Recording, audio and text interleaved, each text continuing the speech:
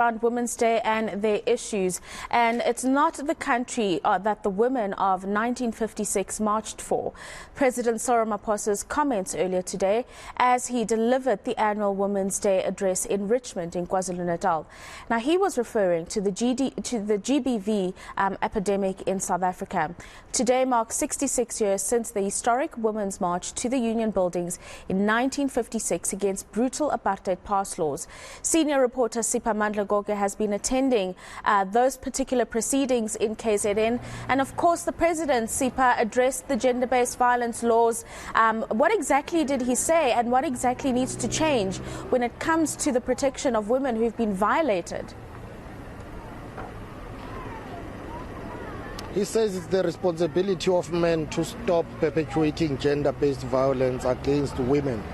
And he says at the center of it, really, that's what it will take to eradicate the scourge, for men to stop violating women, but also for all stakeholders in the society to play their part in eradicating the scourge of gender-based violence and femicide.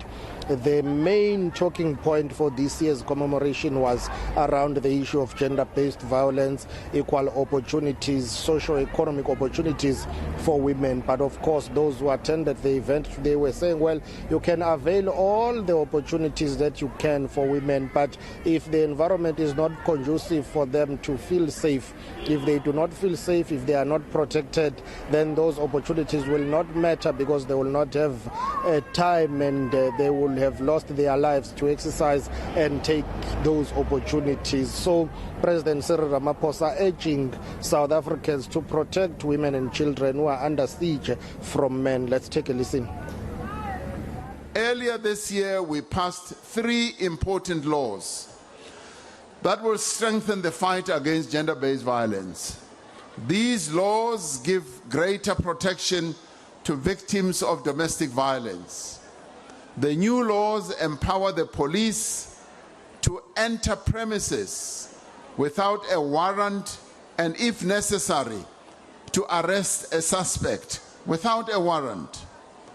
Police can also remove dangerous weapons from a suspect. Complainants will be able to apply for protection, a protection order online. New provisions expand the scope of the National Register of Sexual Offenders and place a legal responsibility on all to report any sexual offenses committed against vulnerable people. There are now far stricter conditions under which a suspect may be granted bail. Now we have tightened up even the obtaining bail. Perpetrators will now get harsher sentences, much harsher sentences than before. Now we can say that silence is no longer an option. Umthetho omtsha manje uthi, if you know, if you saw ukuthi kunomuntu wesifazane who has been raped, umuntu wesifazane who has been assaulted, now the law says you can no longer remain silent. Ngoba if you remain silent, kungaboshwa nawe futhi othulile. Siphamandla Goge, another issue that persists in South Africa is the involvement of men fighting the scourge of GBV alongside women. What did the President have to say about that? Because unless the mindsets and the behaviors of men are also changed, nothing changes. Indeed, all speakers who addressed today's gathering were equally sharing the same sentiment, that at the end of the day, the solution lies with men. They are the ones who need to change their behavior, to change their attitude and change their mindset, and just learn to accept that there is no need to violate women. At the end of the day, we should all exist equally, so there is no need to undermine women, there is no need to rape and kill women. Also calling on law enforcement agencies agencies and the prosecutions to be harsh on those who are convicted of gender-based violence cases, rape cases and murder of women in the country. President Cyril Ramaphosa saying the solution lies with men. Let's take a listen. We should not see this as a woman's problem when it is in fact, this is in fact a problem, Yamadoda. This is a man's problem, and it is a man-made problem. We as men are the ones who are causing these problems that make the women of our country to be afraid to walk in the streets, to walk in the pathways of our rural areas.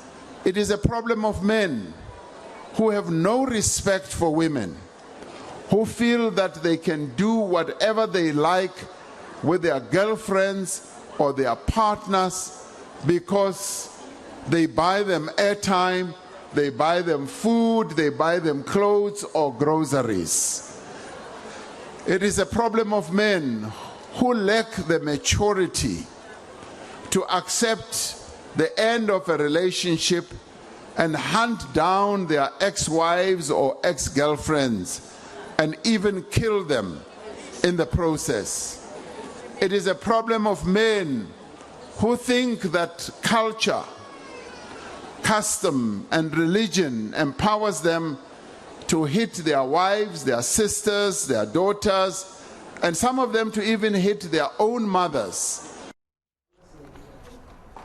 It's a sad reality that's just been described in that bite by President Cyril Ramaphosa.